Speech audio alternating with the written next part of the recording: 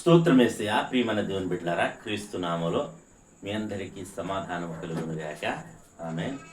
ప్రతిదినము దేవుని వాగ్దానం అని ఆత్మీయ చక్కటి కార్యక్రమంలో మిమ్మల్ని ప్రేమపూర్వకంగా ఆహ్వానిస్తున్నాం. ప్రభువా, దేవుని బిడ్డలారా, ఎలా ఉన్నారు? బాగున్నారా?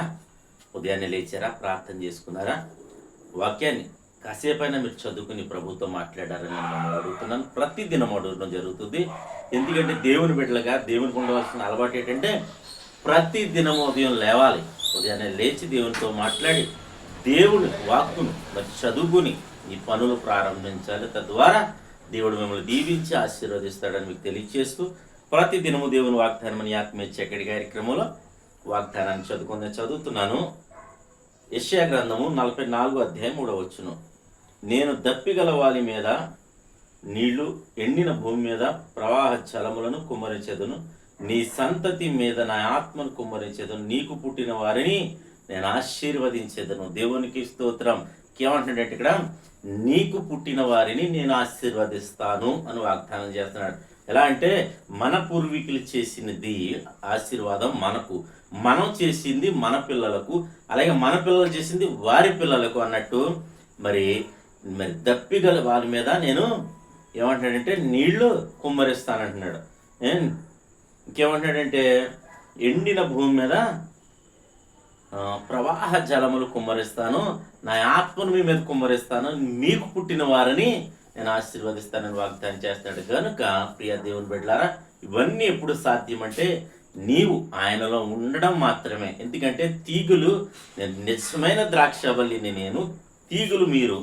మరి తీగే ద్రాక్షవల్లి ఉంటేనే కానీ మరి ఫలించదు అని దేవుని వాక్యం సెలవిస్తూ ఉంది. కనుక మరి ఈ దినం మనం ఫలించాలన్నా, మన బిడ్డలు ఫలించాలన్నా, మనం ఒకవేళ మనము మన బిడ్డలు ఆశీర్వదించబడాలన్నా, వారి భావి తరాలు ఆశీర్వదించబడాలన్నా మనం దేవులో ఉండడమే మరి దానికి ఒక మార్గం అని దేవుని వాక్యం సెలవిస్తూ ఉంది. అలాగే మరి ఇంకేమంటున్నాడంటే దేవుని వాక్యం సెలవిస్తూ ఉంది, ప్రతి ఒక్కరూ మరి దేవునికి దగ్గరగా జీవించడానికి ప్రయత్నించండి. అలాగే నీలో వ్యాధులు, బాధలు, శోధనలు ఏమున్నా సరే మరి ఆయన తొలగిస్తాడని తెలియచేస్తూ మరి దేవుడి మాటలు దీవించుండగా ఆమె ప్రార్థన చేసుకుందాం. స్తోత్రము తండ్రి, వందనాలు యేసయ్యా. ప్రతి దినము దేవుని వాగ్దానం అని ఆత్మీయ చక్కటి కార్యక్రమంలో తండ్రి మీరు ఇస్తున్న వాగ్దానంకి స్తోత్రాలు. ఎంతమంది ప్రజలు నా తండ్రి ఈ వాక్యాన్ని వింటున్నారో వారందరి జీవితాల్లో ఒక అద్భుతం చేయండి ప్రభువా, ఒక ఆశ్చర్య కార్యం మీరు చేయండి తండ్రి. ప్రతి ఒక్కరిని నీకు పుట్టిన వారిని నేను ఆశీర్వదించేదను. నీ మీద, నీ సంతతి మీద నా ఆత్మను కుమ్మరిస్తానన్నావు ప్రభా. నీ అందరి బిడ్డలపై ఆత్మను కుమ్మరించిన తండ్రి నాయన చెడు వ్యసనాలకి గురి కాకుండా నీ కాపుదలు ఉంచమని తండ్రి మీ చిత్తం జరిగించమని ఈ ఉదయకాల సమయం మొదలుకొని సాయంకాలం వరకు నాయన మరలా రేపటి వాగ్దానం వరకు నీ నాయన తండ్రి బిడ్డలు కాచి కాపాడమని, అలాగే తండ్రి రోగులుంటే స్వస్థపరచమని ప్రార్థిస్తున్నాం. యవనస్తులకు చక్కటి సంబంధాలు అనుగ్రహించమని ప్రార్థిస్తున్నాం. గర్భఫలం ఇప్పుడు గర్భఫలాలు దయచేయమని ప్రార్థిస్తున్నాం. ఎవరెవరు ఏ వ్యాధులు నేను వ్యాధుల చేత, బాధల చేత, శాపముల చేత, శోధనల చేత, అప్పుల చేత, రకరకాలైన పరిస్థితులు, వ్యసనముల చేత ప్రభువనైనా బాధపడతారు వారందరినీ క్రీస్తు నామములో మీరు విడిపించమని ప్రార్థిస్తున్నాం.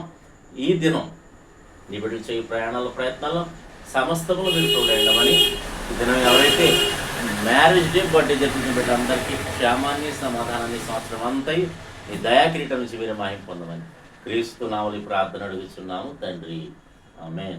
నేను నమ్ముతున్నాను ప్రియ దేవుని బిడ్డలారా, ప్రభు మనందరినీ దర్శించి ఆయన తన వాక్కు చేత మరి మనల్ని బలపరిచిన విధానం బట్టి ఆయన స్తుతించండి, ఘనపరచండి. రేపటి వాగ్దానంలో మరలా కలుద్దాం.